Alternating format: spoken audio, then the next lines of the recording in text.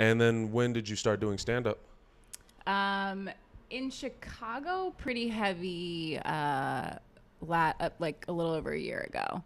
I did it a few years like pre-COVID, a little bit in LA, but largely like took a back seat when pandemic was Where are you from? active. DC.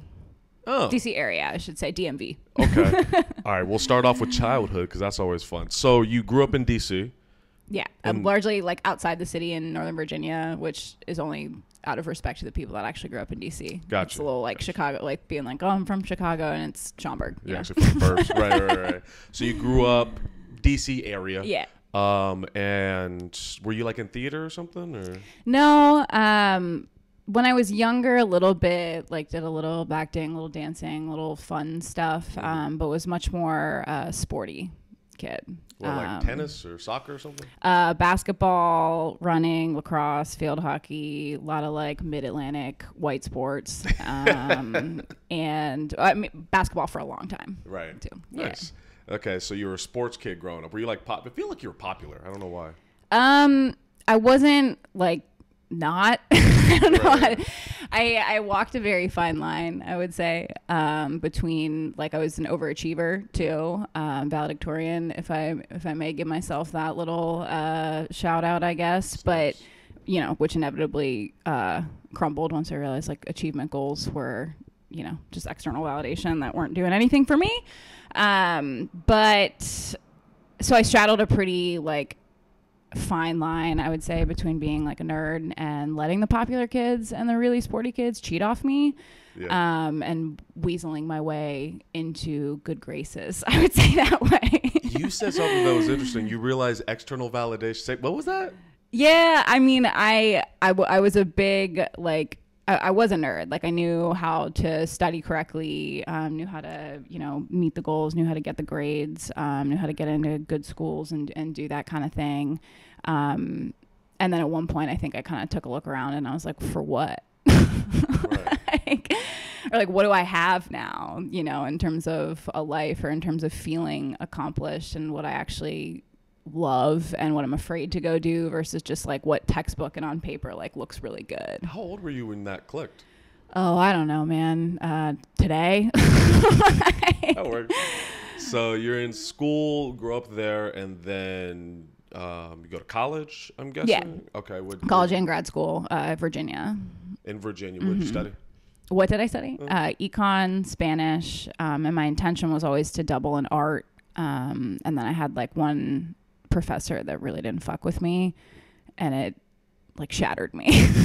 So I was like, fuck this. Like, I know how to do this other stuff, like very similar. Like, I know how to, you know, study for a math test versus like, you don't like my creative expression. And I didn't know how to manage that. part? Yeah. Like emotion, like it fucked with the needing of validation somewhere? Yeah, I guess I wasn't like a strong enough kid at that point. You know, I was probably 18 or 19. And this guy was a pretty respected like photo professor, and he just didn't like me too, I could tell. And that was like a pretty hard hit, I guess, to the point of like I'd always been able to navigate that well. And so I just like quit. Really? Like, I mean, I kept doing like artistic stuff on my own time, I guess. But yeah. This class, so that was the first time you had ever had somebody be like, yeah, I just don't fuck with you. And it's simple as that? I mean, probably not, but it's a very point, like it's a very clear moment for me of it's a very clear example of that for me. Right. It's a strong memory. Are you fluent in Spanish? I was. I would. Yeah, not anymore. You lose it so fast. Like I lived, studied, was truly fluent, but I just don't use it.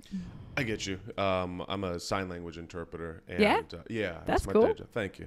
And there was a point. That's your day job? Yeah, we haven't talked. Like, we haven't talked. It's I've noticed with these podcasts is the first quarter of it is like feeling who the person. Are you? What's that? Yeah, like who?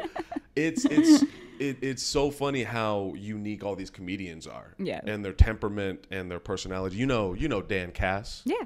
Yeah. So I did one with him recently. It's not out yet. Cute little piggy. And like in the beginning, there's such an intensity about him that I wasn't sure.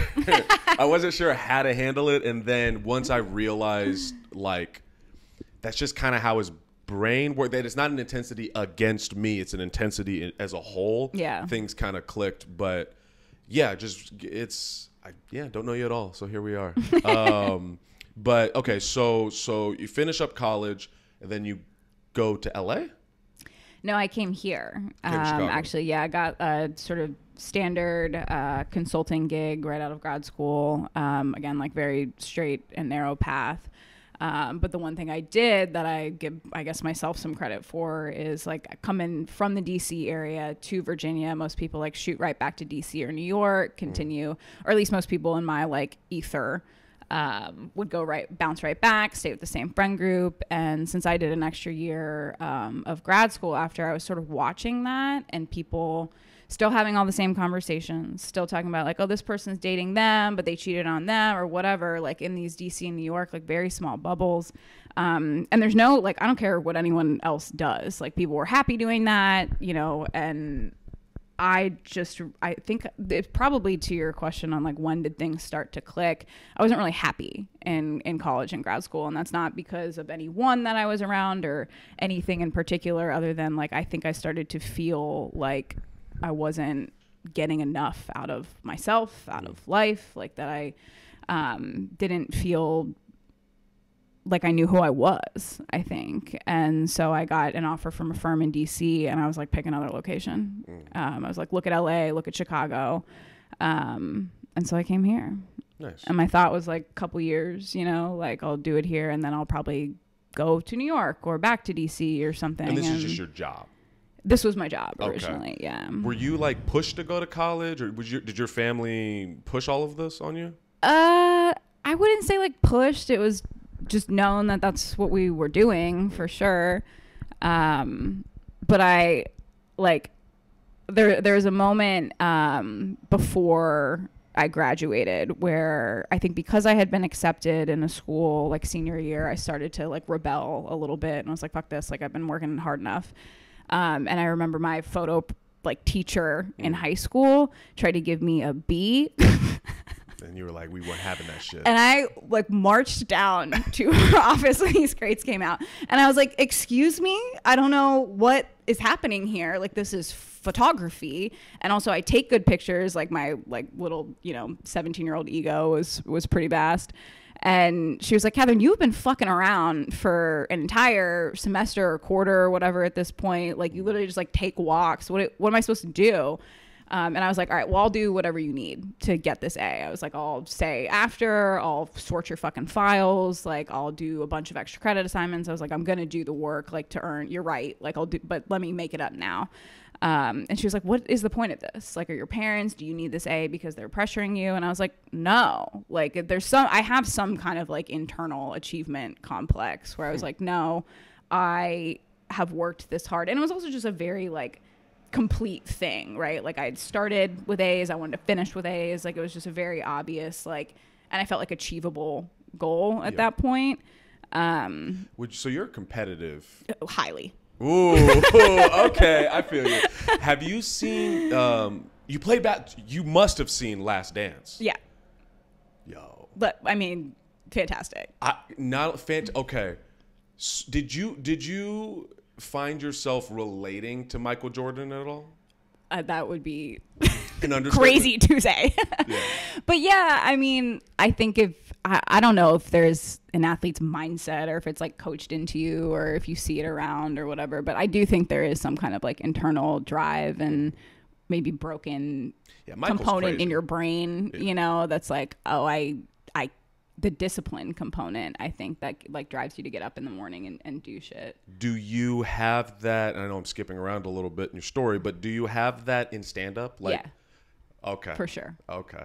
I mean, you have to, I think, to like this industry is the most like fun thing on the planet, but it's also really hard. Like, and if you work, like you said, you work a day job. I run like a couple other things. And so to do all that in the day and then be like, oh, let me go hit this mic at 10 p.m. Like you have to have a little bit of not obsession, but this competitive, you need a competitive, I mean, if you're trying to make a living off of it, Like, yes, 100%. Yeah, I meet people at mics who are like, I'm just doing this for fun, and it's like, well, then that makes sense that I don't see you everywhere. Yeah. Which is fine. Yeah, no shade on that whatsoever. Right. Yeah. I think for me personally, I had been struggling with my competitive nature, and especially within comedy, where it got to the point where I would be angry at other comics. So like if I watched a comic do poorly, I would be angry at them. If I watched them do better than me, I'd be angry with them. Like it was just the competitiveness became all enveloping. Yeah. To the point where I was just angry all the time. So now I'm trying to balance that. I mean, you know, my chakras and my bullshit, like trying to balance myself a bit. I know a few things about that. Do you know that I teach yoga? I did not know you did. It's all coming together. This is a very familiar setup for me. When did you start teaching yoga? Like 10 years ago. Oh, fuck. Okay, so you're like extra stretchy and shit. Yeah, you could say that. Okay. At this point, yeah, it is my job. Yes. Oh, that's your day job. Was full time. I do some consulting stuff. I teach yoga. I do jokes about this, so I never know like who knows or doesn't. But I teach down at the jail, and I'm president of the organization that does that, Prison Yoga Chicago. So I don't teach full time like classes, public classes anymore. I do privates. I lead teacher trainings, and I run that. And it's been a struggle to like step away from the fun, like vinyasa music, like the stuff that gives you like the immediate kickback, you know? Is yoga so as to not just like fall asleep standing up everywhere. Where's the line between the exercise and spiritual practice of yoga, or is there even is it one encompassing thing? The physical component is like, it's one of the 8 limbs, right? There's like 8 limbs of yoga. Asana, which is like the physical practice, is the third. So they're not separable. That's not a fucking word, but they're not. They are intrinsically linked. Okay. However, I do think that the practice of yoga like is for everybody, and I mean that in also body, and it doesn't have to be just physical. Like the purpose of yoga, allegedly, right? As I'm sure bastardized this as a white woman today, but was the purpose of a physical practice of yoga was to prepare yourself for meditation and enlighten, you know, whatever word the actual word is that we now describe as enlightenment. So it was to kind of separate yourself from the physical body. I think that's not really how I see it anymore. And I would say modern yoga like looks at that a little bit differently, where I think physical practice is supremely important. Like I think the Venn diagram between physical health and mental health and emotional health, even if you want to throw a third thing in there, is, if it's not a circle, it's very close to it. Like I don't think you can separate them. And at the same time, like people with physical limitations can still practice yoga. Okay. And I think whether it's like a mental and emotional component, whether it's like how you approach your relationships, how you respect and approach yourself, those things are like the first 2 limbs. So before you can even start addressing the physical, before you can have like a perfect handstand, like true traditional yogis would tell you, like your relationships better be in order, because you're not going to be centered and balanced and strong and the perfect combination of flexible and like stable if you've got this shit in your head, right? If you've got this shit surrounding you that isn't clean and that isn't correct, I guess you could say. I get the do you know Penn and Teller? I don't think so. Never mind. Anyway, so you know, like, okay. So okay. Really wish I guess Ann did do that, but I just improv. But okay, so you were in college. You're realizing that you want to know yourself, or there's some maybe a hole there. I guess I would describe it as that. And then what happened? And then what happens? You know, I'll let you know. Okay, so I guess, did you get into comedy from that point, or was there still another process? No, it took me a while. Like I started comedy officially pretty late. I was always writing. I was always like mocking things that certainly other people wouldn't have, I think, and was always like a sarcastic little shit. And always like grew up on SNL, loved, and always like, I think that was the dream, like somewhere inside me. But I was too afraid to, one, admit it. Right. And then two, I didn't know how to get there. Like I only knew the path that I was on of like, get the grades, get the job, like keep walking that way. What even is, how do you even do that? Right. So, I did a lot of that still, like when I got to Chicago, and then at some point started writing, went into Second City, did some stuff at Annoyance IO. Oh, so you started off with improv, or not improv? A little bit of improv and largely like writing. Like they've got some pretty good writing classes across the board at those spots. And then that sort of launched me into writing TV stuff. And then at one point I like dropped into some stand-up. I think it's, so the way you describe your personality, it's fascinating to me that you ended up in this the career goal, stand up? You want to be? Yeah, at least in part. In part. Okay. Yeah. Comedy, I would say, as a whole, for sure. Like I'd like to write. Industry. Yeah. Your personality of straight A's, straight edge, would you describe it as? No. Okay. Like pretty disciplined, but I know how to turn it off. We'll put it that way. Okay. That type of person, it reminds me of Tyler a little bit. In that there's like a logic and being well put together. I will take that compliment. I think Tyler's one of like the best joke writers in the city, and I respect him, and he shows up professionally, and I hope that I in some way emulate that. Yeah. How long have you been doing stand-up consistent? How was it? Consistently, like just over a year. Really? Yeah, like coming and hitting it hard, maybe 18 months. Like, so you're a COVID comic, is I guess. A little bit, yeah. Like I started before COVID a couple times, and then dropped into more writing. Like I had a pilot I wanted to finish. That stuff is like wake up in the morning and write, and then go to work. And I was still teaching yoga, and I was like, all right, I gotta like sideline one of these things for a little bit. So stand-up took a back seat, and then just as I was ready to like come back and do it for real, like COVID immediately. So I dropped into some stuff. I did acting classes out in LA. Like I tried to like get up in other ways, or keep the work moving, but wasn't really able to run, until it came back. Yeah. So before I get into your stand up now and what that's been like, what was quarantine for you? How did that, when did you, okay. To begin. I started this last night. Oh my God. When, what was it like? When did you hear like, oh, we are shutting down the country? What was that like for you?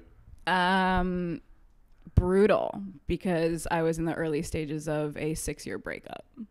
So heard it and spoke about it like with my ex, where we were like, were you guys living together at the time? We had just moved out. Like he had just moved out. Lucky you guys. I can't even explain to you the depths of despair. I mean, this is part of the podcast. If you want to talk about it. I don't like we have a, not just a friendly relationship, a professional relationship at this point too. We run shows out of his shop in the West Loop, and have a lot, I think, of respect and love for each other still. But that was a very brutal time to realize that we were like not the correct fit. Right. Is he a comedian? No. Okay. No. Okay. And so it was just one of those. It was just you came to a head. The relationship came to a head. Yeah, and I think what was really hard about it was at the very least, sort of verbally, communication wise, it was like, let's take a step back before this is irrecoverable. I think maybe there was some deeper knowing that like some serious time, if not forever, was needed away from each other. But yeah, we had just kind of pushed each other to a point that was like not healthy. We weren't the supportive allies like that we should have been for each other and true partners, and we wanted the best for each other. But I just like we were not showing up that way. And we had tried a lot of different like things to sort of make it work. And whether it was personality or timing, I think a lot of things went into it on both ends, or just like too much damage done. You know, what is that? There's some movie that talks about it, that like toward the end of a relationship, it starts to look like a broken vase, and like the light can like shine through. I'm gonna bastardize this entirely. It sounds like 500 Days of Summer to me, but I don't. But yeah, I'm sure some melodramatic shit like that. But yeah, I think we were just kind of at a point where like we don't really know what else to do. We're hurting each other. We're like preventing each other from moving forward. And maybe we didn't have all those like correct words at the time. There were probably much more harsh words used, but then the pandemic hits, right? And it was like, okay, but we love each other, right? And like, this is very scary. Like the world is shutting down, even for that, like when we thought it was just 2 weeks. Yeah, right? It was like, what the fuck are we going to do? Yeah. Like we were both, you know, he is in hospitality. Like I was used to teaching yoga and being out. Like we weren't people that were like showing up to the job and then coming home at the end of the day and like making dinner. It was not comfortable for us. So we stayed in touch, I think, for better and worse, like in this sort of back and forth of we need each other, like, and we love each other. And at the same time, like what would actually be the correct steps at this time, were it a normal world, would be to let each other go, like to take a true step back. So it was really hard. It was really, really hard. Were you living on your own? Yeah. Like a studio like this? Or? Yeah, in our one bedroom, like in the graveyard of our relationship, I stayed. For, like, which is to be honest, like one of the reasons I went to LA, and like I'm fortunate that I have family out there. But when travel was capable or was available again, and I could like get out, I was like, I gotta get the fuck out of here, dude. Like, wait, okay, so the timeline here, you're in LA during the quarantine? For a lot of it, yeah. I left toward the end of 2020. Oh shit. Okay, then you moved back to Chicago. Yeah. Okay, and then you picked Chicago because of comedy, or was there another reason for that? Yeah, I mean, I was here for like 10 years prior, and had always, like, again, had family out there. Was like, oh, it's probably like the next logical step. I want to make a show, like, and so I was like, all right, let's get out there. Not necessarily saying I was definitely going to stay or do comedy. I just kind of wanted to see what happened. And I do know that a lot of this work, right, is being there, is showing up. And it's not like not doing the work, but being in the room and showing the commitment to say, like every TV writer's book that's ever been written is like, you have to be in LA, like, and that's less and less true, maybe, but I do still think there is something of like, like with stand-ups moving to New York, and it's not that the Chicago comedy scene doesn't have killers, right? But there's something about like being where it's happening, the industry, and kind of putting it's not like all your eggs in that basket, but just showing up and saying like, no, I'm serious about this. So between running away and also running towards something, it was like the logical time to do that. And LA was also much more open at the time because it has so much outdoors. And so I was like, when fall started to transition into winter here, I was like, oh, well, I'm still gonna be able to do some shit out there.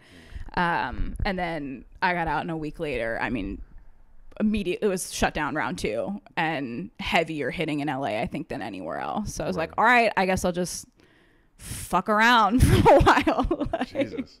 So, and then, but I mean, now you're a year in consistently, and you're host. I know you host at Laugh Factory. Yeah. Right. What else? Where else? The scene is so big. I don't see people consistently. Where else are you performing? I've done all the clubs here and out of town as well. In Milwaukee tonight. I've done some Midwest stuff. I have done LA. I'll be in New York next week. I have to ask. Yeah. How the fuck? How do you do it? Because I find myself getting frustrated because I recognize like I am a new face out here. I've only been in Chicago for a year, but I've been doing stand up long enough where I'm like, fuck, I know how to do this. You're funny. Oh, thanks. But how clearly it takes more, and I've learned like there is a business side to this that I clearly need to work on. Like, how are you doing that? It does take a lot of organization and discipline, and I do think that's where everything from like sports and growing up to having that like achievement and structured mindset, like you were mentioning Tyler, like that really helps, because like, I mean, I took 2 hours in the middle of my day yesterday when I much rather would have been taking a nap to follow up with every New York indie show that I'd hit up last week that hadn't hit me back. And that stuff sucks. It's not fun. You know, it's not telling jokes. It's not someone seeing your set and being like, yo, come feature for me next weekend. Like, that's the good shit, right? Like, those are the endorphin hits. But sitting down with a spreadsheet in the middle of the day saying like, hey, and also finding the cover letter language to be like, hi, I'm a comic and I think I'm funny and here's my clip in the best word economy possible so as to not piss off a booker or sound too egotistical. Like, that's the shit that's really hard for me, is the sort of purporting that I'm deserving, even though like I do think I am, for the things that I'm submitting for, right? Like, I'm not walking around being like, yeah, I'm actually about to headline The Cellar. I don't know if anyone's interested in that. Like, that's what I deserve. But it's hard to sort of show up and like put yourself out there. That part's hard for me. The organization and the discipline and the doing the work isn't, but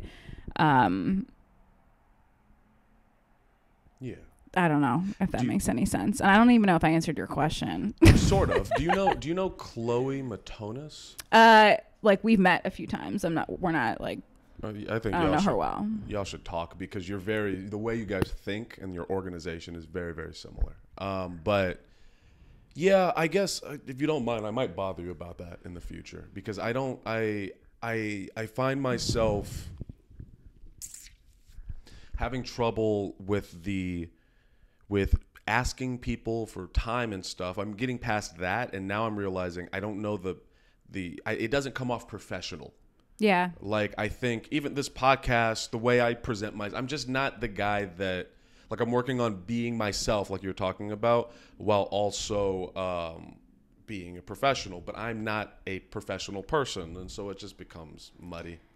Well, I think, and what I'll say, like, out the gate is, like, nothing bothers me more than when people try to apply their prescriptions to other people, like, as though my way will work for you. Like, it's not to say I'm not totally happy to share whatever it is that I do and who I am and like how that all fits together, but like, especially comedians, like, this is a circus. Yeah, it's a weird and different things work for different people, like, and that's okay.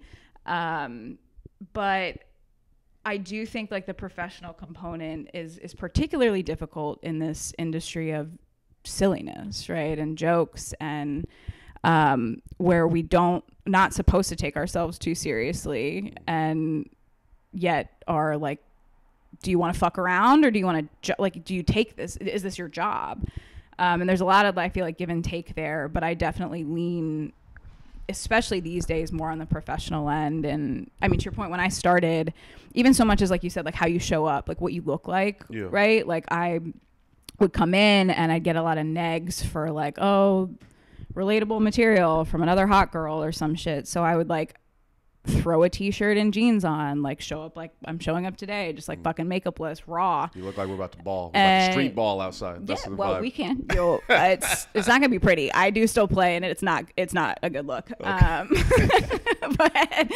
but and there's a piece to that that's real, right? Like, you want to be funny before your pod. You want to be funny before you're seen as anything else, right? You want to be funny before anything, but you also have to be who you are. And if you are a professional, you have a job, right? And you do take this seriously, and you run a podcast for whatever reason, even if it's just to get to know people, like, you are putting effort in. And so more recently, for me at least, I show up exactly how I want to show up and what I want to look like and be seen as, and who I am, if that makes sense. Because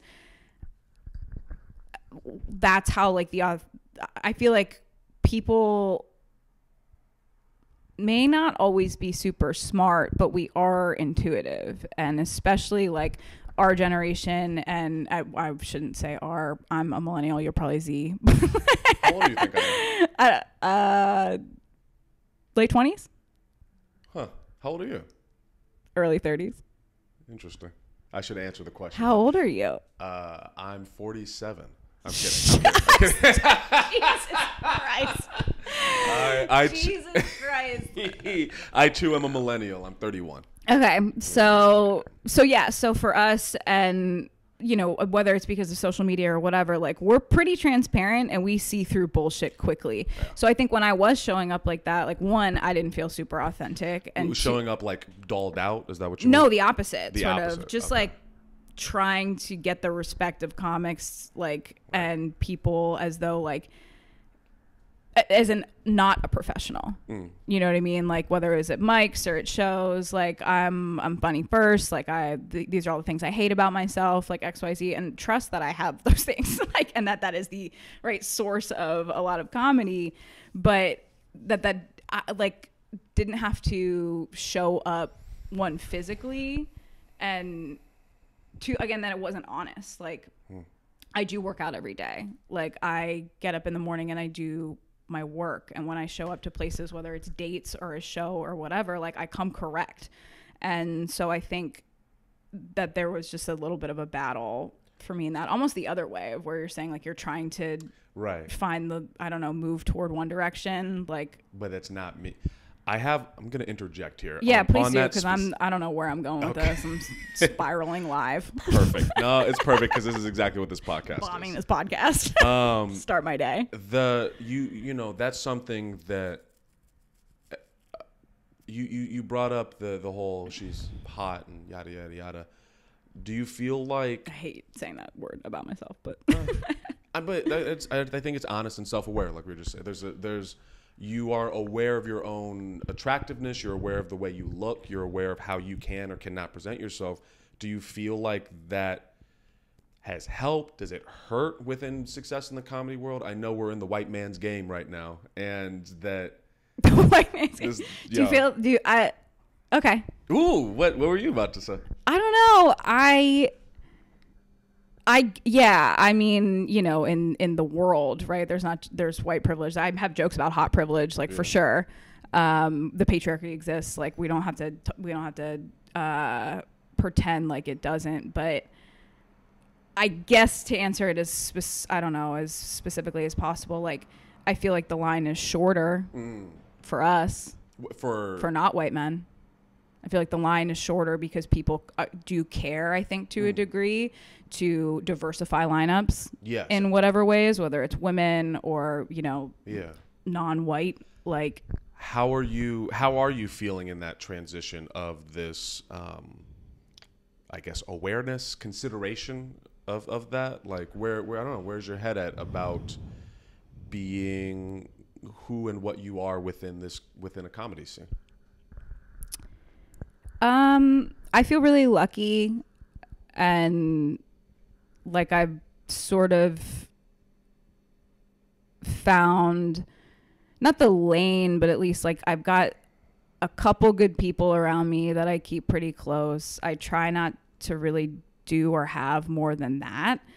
I love the hang, love to play pool. Like I drink, I smoke, like, but I sort of try to keep that separate from the job and from the work. And I think, I don't know. I mean, I just try and show up and do the job, you know, try and show up and do the jokes and make people laugh. Right. But also like in the business component, which is, I think, kind of what you're talking, or like the social component, like just show up like respectfully and professionally, and if that becomes personal or social, like allow that to take the natural course like it would at any other sort of job, and remembering like even if you are tight with a booker, even if you are cool with a headliner, like at the end of the day it's work. And I don't know if that totally answered your question, It but does. Here's what I'll say. I'm still figuring it out. Yeah, right. Like yeah, I'm still learning and navigating. And what I do appreciate about the people that I have around me is like, I've tried to make it people that both inspire me and that check me and that like I see as benchmarks, and frankly then that are a little further along than I am in comedy. And what I appreciate about them is they let me sort of learn the lessons also on my own. It feels like you're thinking about particular people right now. Yeah. Do you want to talk about them? Because it sounds like it's positive. Unless you don't want to talk about whoever they are. I don't know. No, I mean, I definitely don't mind. Okay. But just like respect, like people that I respect in the scene. Okay. And it's not that I don't respect that. That's going to come out the wrong way. Don't worry. No one gives a fuck about my podcast. There are people I don't respect in the scene, but Okay. those I'll keep to myself. Yeah, we don't need to talk. It's all right. It's all good. And it's for me, that's just largely people that get in other people's way. That's it. Like anyone can do anything they want with this like skill, I guess, or hobby or whatever, or job. Like I don't give a shit about what anyone else is doing, unless it like is somehow hurting someone else or hindering. Yeah, like you can hinder yourself all you want. Like go, keep that fucking same energy. But like if it gets in my way or your way or someone that like is trying to show up genuinely, it's just like, what the fuck? Like you're just projecting your fucking trauma. That's what that is. Passion. I'm seeing it. Okay. I feel like my podcast, depending on the person, can ride the line of really interesting or really uncomfortable. And I hope that we are leaning into interesting for you. I don't know. Oh, I mean, I'm not. You're good. I'm not uncomfortable. When I pause in talking about comedy specifically, which I really do try to do a lot, it's because I try to sort of actively take in more than I put out because I'm new, right. And so anything I'm saying about this business or what I've done with it or the people I have around me, even all that stuff, like I am still kind of learning live, and I don't like to purport to be any kind of authority on on where I am. So to like circle back to your question, like I'm definitely still uncomfortable, but I'm getting more comfortable with the choices and the mistakes that I've made and like the ways in which that's panning out. You have an extreme maturity about you. Thank you. You're welcome. That is, I find interesting. Like you seem to, I mean, I don't know you that well. We've been talking for 37 minutes. Oh, wow. So, yeah. So, and it normally goes about an hour. So, but you exude a maturity and a sense of self-awareness and like getting into respecting of other people in a way that is, I guess, unique from my experience. Does that make sense? Because you're making a face now. Well, a good one. Okay. Well, that's good. It's a positive face. Yeah, okay. it's resting bitch. But I I work on that. Thank you. I mean, I definitely try to, and like emotional intelligence is extremely important, not just to me personally, but my work, right? Like that to me, that is almost it's almost a synonym for yoga. It's like emotional intelligence, knowing yourself, and also knowing like that you can only know so much, and staying curious and all of that sort of trite shit. But yeah, I mean, I work on myself. I think that's where I get, like you said, passionate about people that get in the way of other people. Because I'm like, do your own fucking work, man. Like, this shit is hard for all of us. And if I am emotionally mature, it's like that, saying or whatever from kind of like, thanks to my trauma. Shout out trauma. I think what I'm so fascinated about it right now is in my own personal journey. A little bit about me. Yeah. I can't. Sometimes I'm not sure when to talk about me and when to just give it all to the person. But weird for a comic to say this, but I prefer to listen. Okay, I'll talk a little bit then.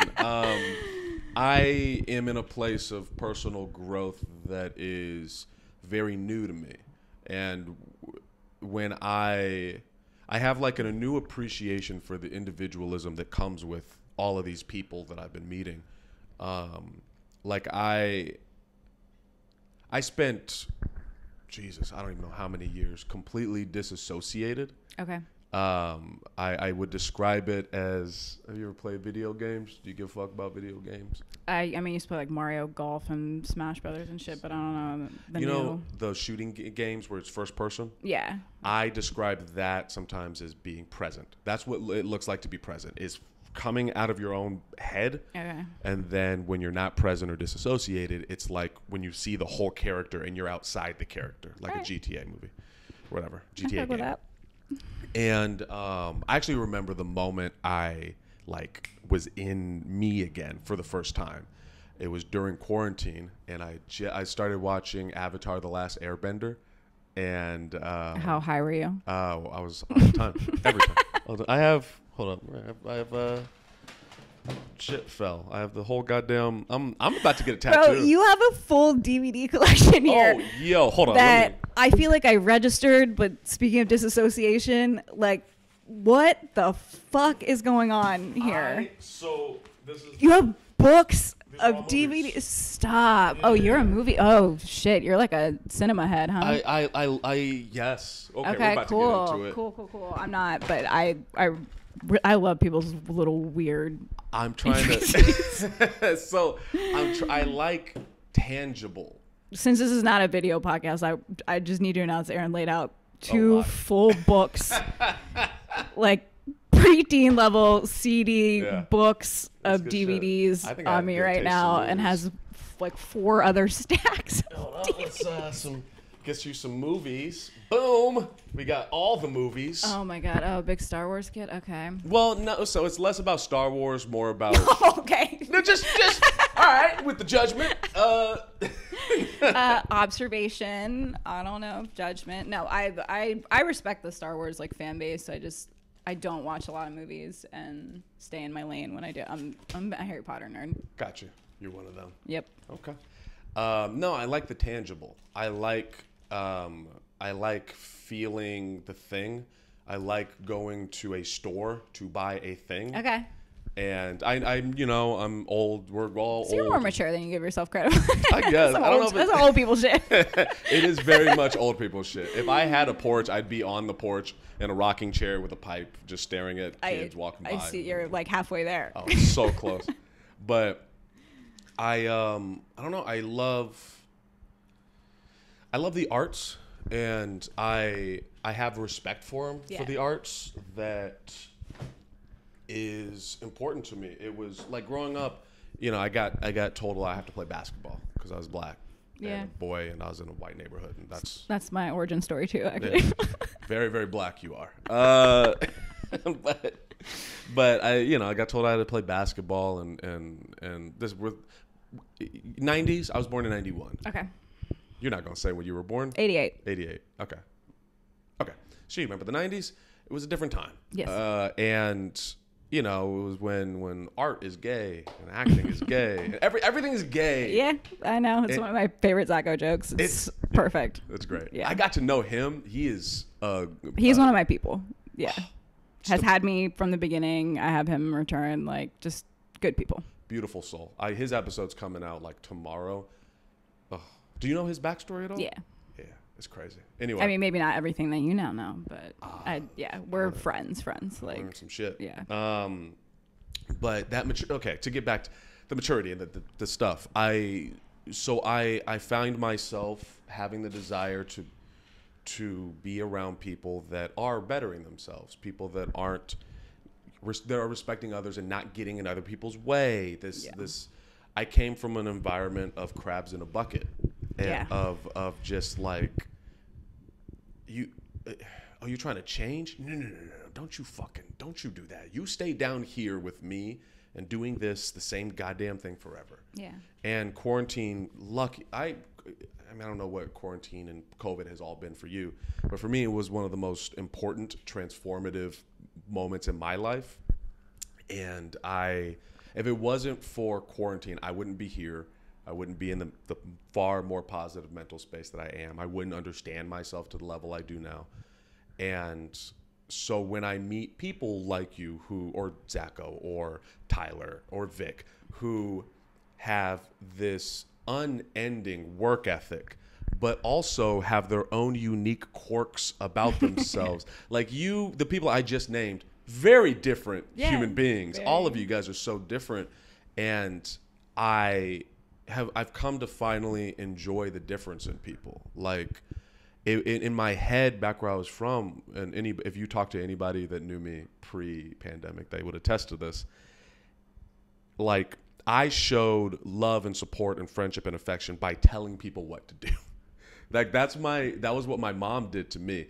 The only way she knew how to show love was being like, you're gonna do this because it's best for you, and I think I know what's best. And I can relate to that. Yeah.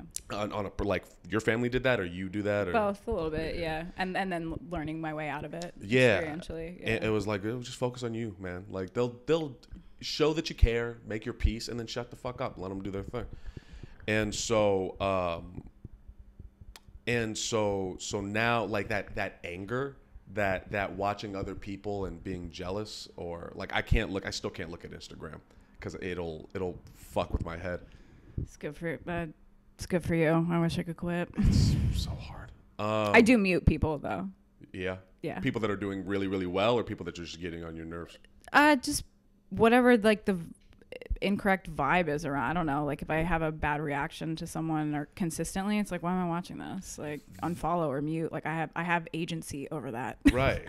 That literally, for whatever reason, it doesn't really matter. You know, you could do the self work around, like, oh, am I jealous, or do I just, like, are they actually shitty? Whatever, it doesn't matter. Just get rid of it.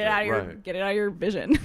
that thing, the vibe, that intuition, like, you know, when, okay, like, where I came from, Jesus, race was my thing. Okay. So race, that whole thing, and I was just gaslit a lot. So my gut intuition got kind of fucked up. My meter for gauging who to trust, who not to trust.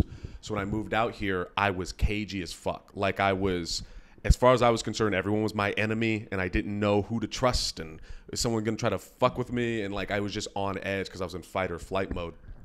And over this time and getting to know people and being away from this toxic environment and, like, chilling out and breathing for a second, it just led me to a place of, like, appreciation for all of this, and it's nice.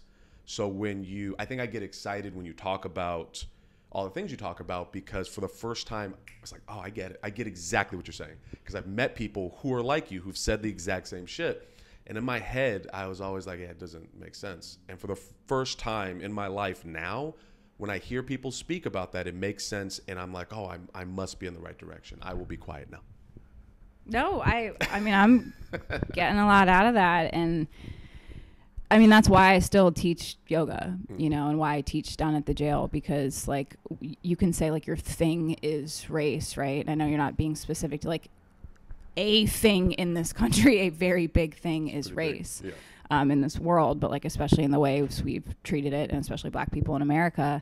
And, you know, I don't know where I would be if I didn't have, like, the resource of yoga available through some of, like, the very difficult times in my life. And, you know, that's access. So, like, one of my favorite teachers, and I could say, like, my very specific teacher, David Durkop in the city, he always used to say, like, how can we widen the path? And as he's a white man, right? Like, he had access to this too. He came from finance. Like, we really saw each other on the levels of, again, discipline, showing up. Like, I think that's why comedy, it's not, like, easy, but the discipline of showing up for $5 or XY, you know, and having a bad show, or just having to do a couple sets in a night, like the havings to do, like, I learned through the hustle of the yoga grind, which is very similar in terms of, like, showing up for $20, but you're there for 2 hours, and, like, all the work that goes into that. And maybe it's a 6 a.m. spot, and then you got to teach again at 6 p.m. And, like, also the reframing of, we get to do this. No one gives a shit if I quit comedy. Yeah. Like, Right? So it's like, I get to do this and I want to do this. And yes, there are some halves in that like make it feasible. But back to David and what you were saying is like, not to get too heady, hippie, meta about it or whatever, but like, all about that shit. You've done this. You're at least on the path of like doing this work, right? Like we all are. No one's a finished and final product. And I always laugh at people that are like, "Well, I'll be ready when." It's like, okay, but having the tools to know that you are on a path that you can take a breath versus like if we were just talking like people in jail, like what has happened, largely reactive responses, traumatic triggered responses, learned experiences, learned behaviors, right? Like if you don't know that you actually have the tools inside of you to unlearn that shit and that your brain works in patterns, right? And repetition, and that like simply making a choice to do a thing and then do it again the next day and again the next day is extremely hard work, but that actually does result in a change in person. Like, how the fuck would you not wind up back in jail? Right. Or would you not just continue on the path that you've seen set out for, you know, your parents and their parents that we have systemically tried to cultivate for largely black and brown people in this country?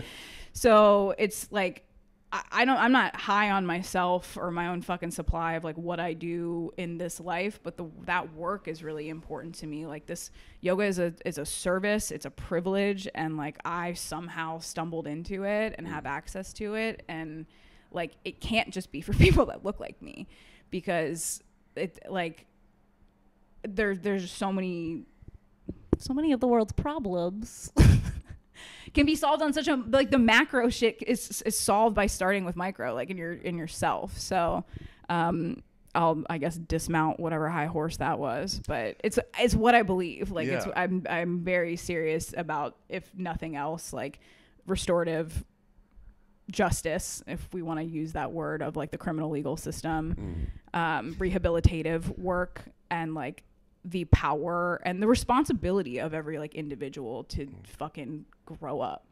Yeah. Like, have you seen the 13th on Netflix? Yeah.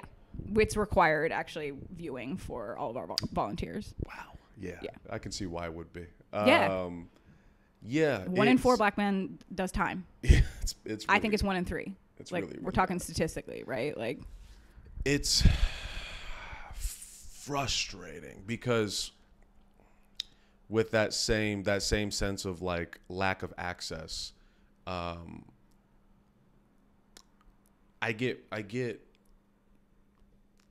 just get frustrated with trying to figure out how to word this. This is why a lot of these conversations aren't, you know, casually and socially had, because it's like tricky to find the ways to talk about this. You, Zacho, and Dan, in particular, I'm thinking of you three right now specifically, as white people have. Whites. You have presented this again. We keep going back to maturity and respect here, and self-awareness. But you've presented this maturity, respect, and self-awareness that I'm not accustomed to. That means the world to me. It really, like, where I was from, when I would talk about this stuff, I was told like I'm making it up. I was told this one really bothers me. I was exhibiting reverse racism. Oh my God. I was being crazy. Well, what did I do? So on and so forth. And obviously I do have friends from back home that are white that get it. But in coming out here, like what I was used to was that. And I've met people like you guys who give me a sense of hope that like, oh, this will be understood, which is very much appreciated. I was talking to Dan about this. You are, in a lot of ways, when you speak this way, or when you have this mentality that you guys have, you are relinquishing some of this privilege. You're making it harder for you by defending black people or indigenous people or Mexican people or gay, trans, whatever it is. You have now made your life a little harder, because you're not going with this fucking generations long status quo. And so it is beyond appreciated because you do it in a way that is so self-aware and so like you have confidence in yourself and you know who you are while also respecting that not everybody has been given the same treatment. I'm working on it with myself with trying to respect women. I like the Me Too movement was fucking so disturbing to me because I remember because that's your everyday. Well, I remember when it first started happening and Cosby and Weinstein and all of that. And I remember this knee-jerk reaction I had of like, well, I don't rape, so don't you be blaming. I ain't been raping. I ain't never raped in my life. And I had this like defense. I'm a good white. Yeah. And I but then there's only so many allegations and stories and friends that can come up to you. There's only been so many times where I was like, oh, am I doing what had been done to me this whole time? So I had to take a second and shut the fuck up and listen. And then the same goes with the trans. You see the flag, the trans community and everything, the LGBTQ community. Like, it is. I think what frustrates me is it's far more complicated and requires a sense of balance and healthy communication to move forward. This is where I was trying to go. I think I come in full circle. Get ready. I'm here. All right, you're here with me. Okay, I'm in Goldeneye. When the gun. I'm present. I got together. We're in synergy, man. I'm gonna word this vaguely. I went to an open mic that was. Do you see how fucking? I see what you're trying to do. I understand. I went to an open mic that was predominantly very, very liberal, woke white people. Yep. And they upset me almost. They're not there yet, but almost as much as their conservative counterpart. I hear that, yeah. It's so hard because sometimes I feel like I can't criticize them because at bare minimum they're saying my life matters. Right. But they don't realize how disturbingly similar in mentality they are to who they don't like. Right. And like the Antifa, MAGA, like, yeah. They're one and the same coin or whatever the fuck.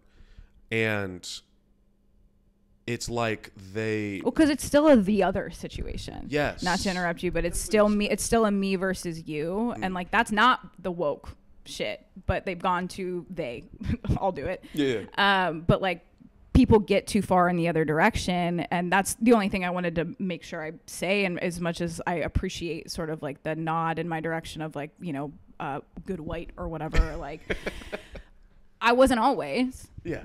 Like, and not to say I didn't want to be or whatever, but like I was 16 dropping the N word in 90s hip hop songs or whatever, 2000s hip hop songs. Like, yeah. I went to school in Virginia. I went to school in Charlottesville, by the way, where the Tiki Torch, like I went to Virginia. You were there? Were you there? No, it was a couple years after I left. But like, I know the environment, and I was a participant in the environment that fueled that. And I saw it everywhere. And did I speak up at every moment that I should have? Did I, no. So I want to own that, like, that comes with exposure. I heard, like, so I can't remember which, I don't know, active celeb therapist or something said, like, healing only happens through relationship.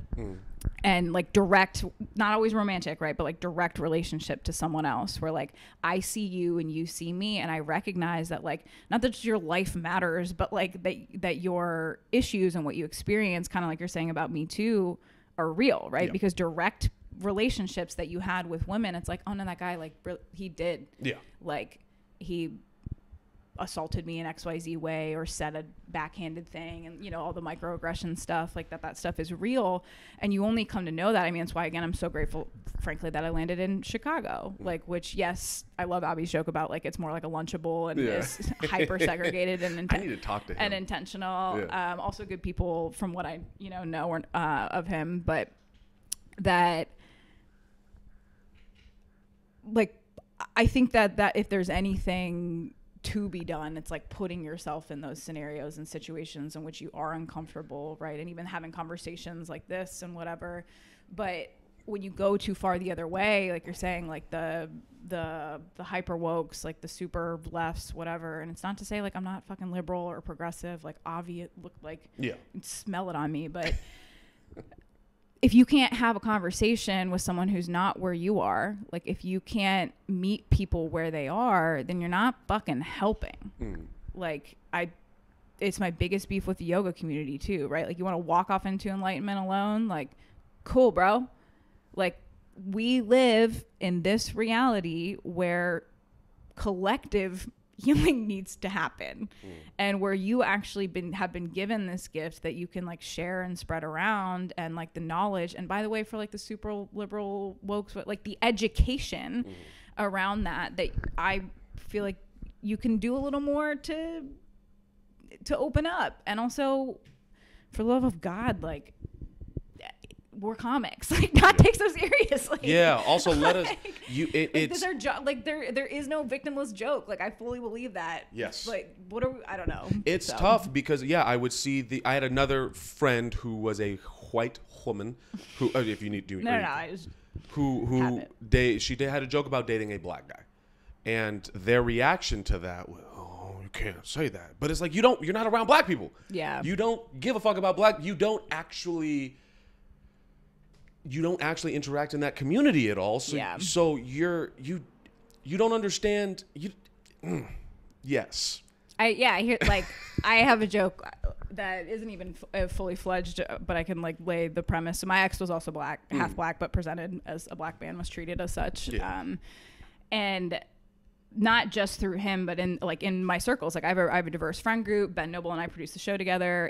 My ex's venue, like it's a black owned venue that we produce a show at. And I run some jokes about how like we always start late, like, yep, it happens. Yeah. And I sort of, that's like, a thing.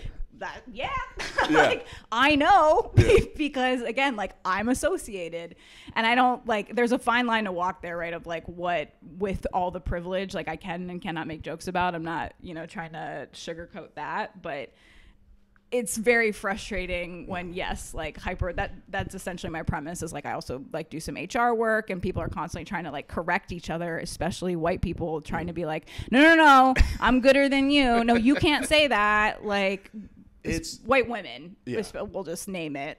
It's well in the I've been oppressed, so I know what it is. Shut the fuck up. It's funny. Yeah. Well, but then I know what you mean, because I do have those moments. And then other times when I see like someone like be like men's rights, I'm like, dog, we're good. No, come on. It's not a thing. Come on. You're fine. It's frustrating. And to me, what I love about comedy is the mistakes. Is that you it is to me one of the braver art forms, because the only way you learn is fucking up in front of people. Yeah. Do you play an instrument? I did. I played piano for a long time. Yeah. You remember when you would practice piano and you're in your room and imagine practicing piano every day for 5 minutes to try to get good in front of people, and then they can be like, "Yeah, man, you suck at piano." Well, it's like I've been doing it a week. And it's like the mistakes and the imperfections not only make us human, but make stand-up, to me, one of the most human art forms you could possibly have. And so to have anyone on either of those sides say to you, well, you can't say anything on stage, it's like, it's a lot. Yeah. But it's, again, it's, I think it's good to sort of vent and talk about, and ideally like that more people sort of just get over it.